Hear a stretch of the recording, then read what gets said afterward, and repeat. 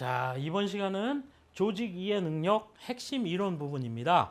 자, 여러분들 뭐 글 공부하듯이 그걸 달달 외울 필요까지는 없고요. 저하고 한번 쭉 따라서 한번 읽어보시면 충분히 이해하실 내용들이니까 쉽게 접근하시면 될 것 같습니다. 자, 먼저 볼까요?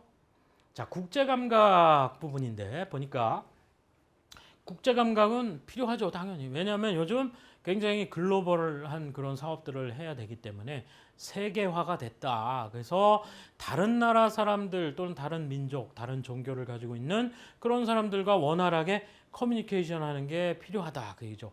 그러려면 가장 좋은 방법이 뭡니까? 지금 여기 보시는 것처럼 그 나라의 문화적 특성을 이해를 해서 그걸 잘 이해하고 있다는 것을 표현을 해야 서로 마음을 열고 할 수 있고, 그 다음에 이제 협상도 잘 할 수 있는.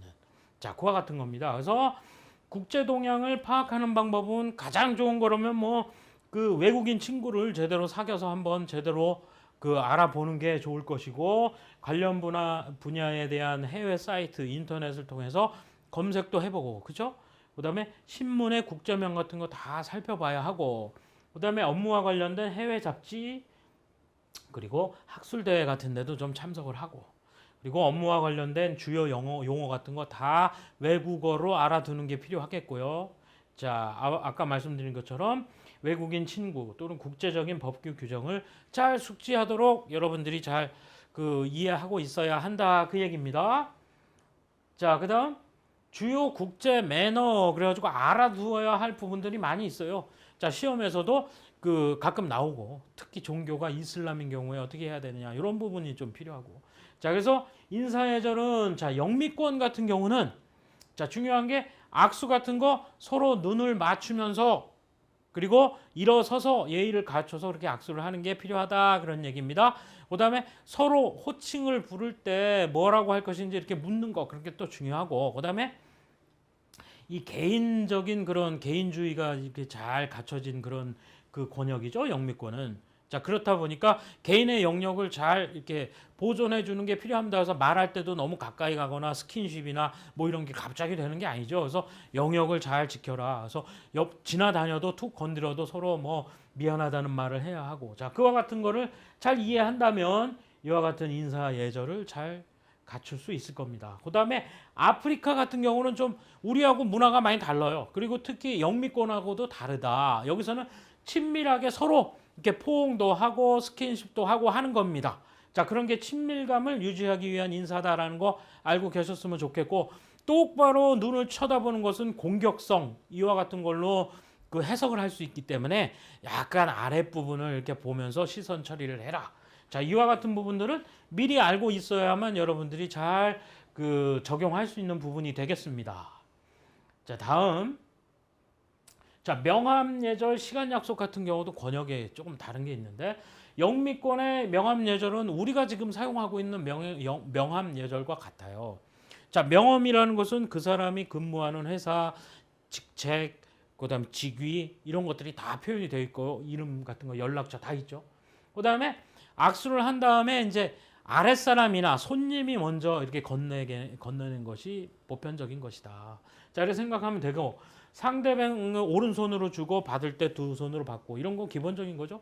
그리고 받고 나서가 굉장히 중요한데, 명함을 딱 받아서 그냥 뭐 이렇게 주머니에 쓱 넣거나 이런 것은 예의에 어긋나는 것이다. 어떻게 하느냐? 잘 한번 보고, 내용을 숙지하는 모습을 보여주고, 회의 자리라 그러면 탁자 위에 같이 딱 가지런히 놓고서 계속 얘기하면서 보면서 이렇게 얘기하는 게 그게 예의죠. 그리고 집어넣는 것도 그냥 이렇게 뭐 주머니에 쑥 넣으면 안 되고, 명함은 자기 명함 지갑에 소중하게 간직하는 모습을 보여야 합니다. 자, 이런 것들 여러분들 우리나라에서도 잘 쓰여야 하는 그런 부분이니까 저하고 얘기하면서 단번에 그냥 알아두시면 되겠어요. 시간 약속은 또 이제 재밌는 얘기인데, 자, 영미권 같은 경우는 아주 시간 약속이 철저하죠, 그죠? 그래서 시간 약속을 했는데 늦는 것은 대단한 결례다. 그렇기 때문에 시간 약속을 잘 지켜라. 당연한 얘기인데, 중남미나 동부 유럽, 아랍권 같은 경우는 말이죠, 시간 약속은 그냥 기본적인 형식적인 것일 뿐이에요. 그렇기 때문에 상대방이 너무 안 나와서 너무 늦었다 하고 화낼 일이 아니다. 끈질기게 기다려줘야 한다, 이겁니다. 나는 약속을 지킬 수 있어서. 그래서 그와 같은 부분, 인내를 가지고 예의 바르게 기다려준다라는 부분, 여러분들이 여기에서는 갖춰줘야 할 그런 예절이 되겠습니다. 자, 그 다음 식사 예절도 참 중요한데요. 자, 식사 자리에 초대받았을 때 그들이 가지고 있는 문화, 식사 문화를 잘 따라주면 마음을 열 수 있는 거니까요. 그죠? 그래서 영미 유럽권은 뭐 우리 많이 알고 있습니다. 나이프하고 포크가 쭉 이렇게 나란히 되어 있으면 맨 바깥에 것부터 사용하게끔 되어 있는 겁니다. 그래서 에피타이저, 그다음 본 음식, 그다음에 마지막에 디저트 할 때 사용하는 포크 나이프가 다르니까 그거 바깥부터 사용한다라는 거 알고 계셔야 되고, 수프 떠먹을 때 소리 막 후루후루 내지 않는 거 여러분들 다 알고 계시죠? 그리고 이렇게 안쪽에서 바깥쪽으로 이렇게 떠서 먹어라. 이런 게 이제 기본 예절이고요. 빵은 포크로 푹 찍어서 먹는 게 아니고 손으로 떼어 먹게끔 되어 있다. 그리고 얘가 디저트 나오기 전까지만 먹어야 한다. 이런 거. 생선 요리 먹을 때 뒤집지 않는다. 생선. 자, 이런 거 좀 알고 계셨으면 좋겠고, 아랍권에서는요. 이게 이제 종교적인 내용 때문에 이제 많이 그런 게 있는데, 반드시 오른손으로 식사를 합니다. 손을 반드시 씻어야 하고. 자, 그 오른손을 신성시하고 있죠. 왼손은 좀 신성하지 않은 손, 이런 식으로 되어 있고, 비스밀라라는 알라의 이름으로라는 말을 한 다음에 식사를 시작을 하고, 식사가 끝나고 나면 알라한테 감사를 이라는 표현해서 아람두릴라 뭐 이와 같은 그 감사의 그런 말을 한다라는 거 기본적으로 알고 계세요. 그리고 뜨거운 음식은 입으로 불면 안 되고 식을 때까지 기다린다. 자, 아무리 성질이 급해도 그렇게 하지 말아라 하는 거 여러분들 귀에 저하고 한번 싹 읽어보시면서 바로 외워두시면 되겠어요. 자, 인도 같은 경우 힌두교가 많이 돼 있죠. 거기는 식사하기 전에 반드시 양손 씻고 손으로 먹지 않습니까? 이렇게 음식을 양손을 당연히 씻어야 되고 오른손만 이용을 해서 먹어라. 왼손은 신성시하는 것이 아니다. 자, 뭐 뜨거운 거 먹을 때는 뭐 숟가락을 사용할 수 있긴 하다라는 거고, 물 마실 때 털어 넣어라. 입을 대지 말고. 자, 이런 게 있어요. 대화를 또 하지 않아요. 식사 도중에. 식사 다 끝나고 손 다 씻고 그리고서 나서 말을 해라. 그 다음에 음식을 남기거나 식사 도중에 음식을 흘리지 않는다. 음식을 신성시하는 그런 것입니다. 그래서 오른손 사용한다는 거 늘 여러분들 갖고 계셔야 되겠고요. 그래서 자, 이와 같은 것을 가지고 확인 문제 하나 풀어볼게요. 자, 다음 중 이슬람권 식사. 그랬어요. 이슬람권 식사에서 예절로 알맞은 것은, 자, 여성이 먼저 먹는다. 자, 이슬람권에서는 남성 우월주의가 굉장히 팽배하죠. 그래서 여성이 먼저 먹으면 굉장히 큰일입니다. 그래서 여성들은 남성들이 먼저 먹을 때까지 기다린답니다. 그래서 여성이 먼저 먹는다. 이건 틀린 거예요. 그 다음 음식을 먹을 때는 왼손만을 사용한다. 자, 불결한 거 왼손, 신성시 되는 게 오른손. 그래서 오른손을 사용해야 합니다. 왼손잡이한테 참 곤란한 일이겠지만 연습을 하셔야죠. 뭐. 그 다음 뜨거운 음식은 입으로 불어서 먹는다. 그렇게 하지 말라 그랬죠. 식을 때까지 기다려라 그랬습니다. 그 다음 식사 전에는 비스밀라라고 아까 말씀드린 것처럼 알라께 감사 뭐 이런, 그래서 식사를 시작할 때, 그 다음 소고기를 먹지 않는다 그랬는데요. 아닙니다. 자, 이슬람에서는요 돼지고기를 먹지 않은 겁니다. 거기에 코란 그 경전에 그렇게 쓰여 있다고 합니다. 돼지고기는 불결한 뭐 그런 동물 뭐 이런 식으로 되어 있기 때문에 돼지고기를 먹지 않는 것으로 되어 있습니다. 그것만 알고 계시면 돼요. 그래서 잘못된 것은, 자, 잘못된 게 다인데 딱 맞는 것은 지금 제가 말씀드린 것처럼 식사 전에 비스밀라라고 이야기하는 거, 요게 맞는 내용이 되겠습니다. 자, 이번에는 자, 또 하나야. 다음 중 팁 예절로 옳지 않은 것은, 자, 팁을 주죠. 특히 영미권에서 팁을 주는데 한 번씩 읽어볼게요. 룸메이드에게 팁을 줄 때는 아침마다 베개 밑이나 침대 옆 테이블에 놓고 나간다. 그렇죠? 여러분들 그 어디 관광을 가보셔도 거기 그 여행 가보시면 그 호텔에서 잘 때 호텔의 룸메이드들이 그 청소도 해주고 그렇게 하는데, 그거 고맙다는 표시로 베개 밑에다가 늘 아침에 나올 때 이렇게 넣어놓고 나오죠. 자, 그 얘기 하는 겁니다. 그 다음 일반적으로 이용요금의 10 내지 20% 정도, 너무 큰 돈이면 이상한 겁니다. 그죠? 이것도 사실은 큰 돈이라고 할 수 있는데 그 정도 팁으로 준다 생각하시면 되고요. 팁을 줄 때는 돈이 확실하게 보이도록 손바닥을 위로 해서 준다? 아니죠. 자, 팁은 약간은 좀 쑥스러운 겁니다. 받는 사람도 그렇고 주는 사람도. 자, 쑥스러운 돈을 갖다 그냥 자, 봐라 얼마다라고 보여주듯이 이렇게 주면 안 되고 손으로 이렇게 감싸서 보이지 않게 해서 손바닥 이렇게 이걸 보이지 않도록 해서 주는 것이다. 그래서 3번이 틀린 겁니다. 자, 4번 레스토랑에서는 계산서 사이에 끼워서 준다. 그렇죠? 현금으로 계산할 때는 테이블에 팁을 남겨둔다. 자, 이런 식으로 하시면 됩니다. 다만 팁을 줄 때 손바닥을 위로 해서 주는 것은 잘못된 것이다. 그래서 반대로 손바닥이 보이지 않도록 해서 줘라 하는 거 여러분들 기억해 두시기 바랍니다. 그래서 답은 3번 그렇게 되겠죠. 자, 이번에는 조직 체계 이해 능력 한번 보겠습니다. 조직 목표. 조직 목표라는 게 왜 있는 거냐? 그거 한 번씩 읽어볼게요. 조직이 존재하는 정당성과 합법성을 부여하는 것이 바로 조직 목표다. 그래서 조직 목표를 세워야 된다. 그 이유가 뭐냐? 조직 목표를 세우는 이유. 조직이 나가야 할 방향을 제시해 준다. 당연하죠. 의사결정의 기준도 제공해 주고 그 다음에 조직 구성원에게 동기를 부여하며 자, 수행평가의 기준도 제공하고 조직 설계의 기준도 제공해 주는 게 바로 뭐다? 조직 목표다. 그래서 조직 목표의 기능은 이러이러한 것이 있다라는 거 저하고 한 번씩 읽어보시면서 염두에 두시면 되겠어요. 그 다음 조직 목표라는 건 또 어떤 특징이 있느냐? 공식적인 목표가 있고 실제적인 목표 사이에 어떤 차이가 존재합니다. 그래서 뭐 매출 목표를 세웠다. 어떤 팀에서. 그러면 그 매출이 실질적으로 이루어질 수 있는 목표와 그 다음에 향해서 나가야 하는 목표를 두 가지를 세우죠. 보통. 자, 그와 같은 괴리가 좀 있다. 차이가. 그 다음 다수의 조직 목표 추구가 가능하다. 그리고 조직 목표 간 계층적 상호관계가 있으며 가변적 속성이 있다. 변할 수 있다. 그 얘기입니다. 그리고 조직의 속성과 상호관계를 갖고 있다. 자, 그래서 속성이 뭐냐에 따라서 조직 목표도 달라진다. 이와 같은 내용들이 있으니까 그냥 한번 읽어 두시면서 생각해 두시면 되겠어요. 자, 이번에 조직 문화의 기능과 구성 요소 그랬습니다. 조직 문화라는 건 뭐냐? 그러면 조직 문화. 일체감이나 정체성을 부여한다. 조직 문화가 여러 가지가 있다. 어떤 그 조직의 성격에 따라서 그 문화도 달라지겠죠. 동호회다. 그러면 같은 그런 취미를 가진 사람들의 모임. 그러니까 계층적인 이런 문화가 있는 건 아니잖아요. 그렇죠?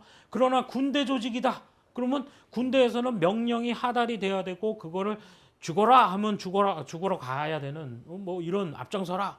이런 거에 대한 명령 때문에라도 계층 문화가 존재하는 겁니다. 이와 같은 걸 의미하는 거죠. 그래서 조직 문화의 기능은 이렇게 읽어보시는 대로 조직의 안정성 유지라든지 뭐 사회화 도모 이와 같은 그런 기능을 가지고 있다.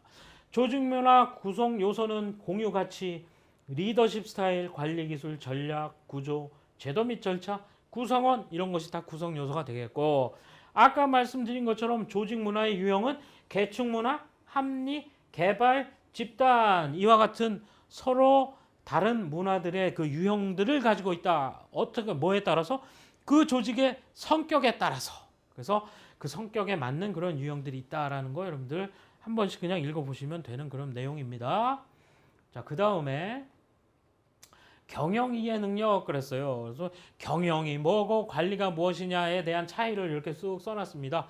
자, 경영은 조금 위에 상위에 있는 개념이죠. 그래서 조직 목적 달성을 하기 위한 뭐 전략이나 관리나 운영 활동 같은 거를 경영이라고 하는 거고 그다음에 뭡니까? 이 그 관리는 뭐냐? 좀 더 구체적인 겁니다. 그래서 의사결정, 전략, 조직 관리, 운영을 망라하는 넓은 의미 경영.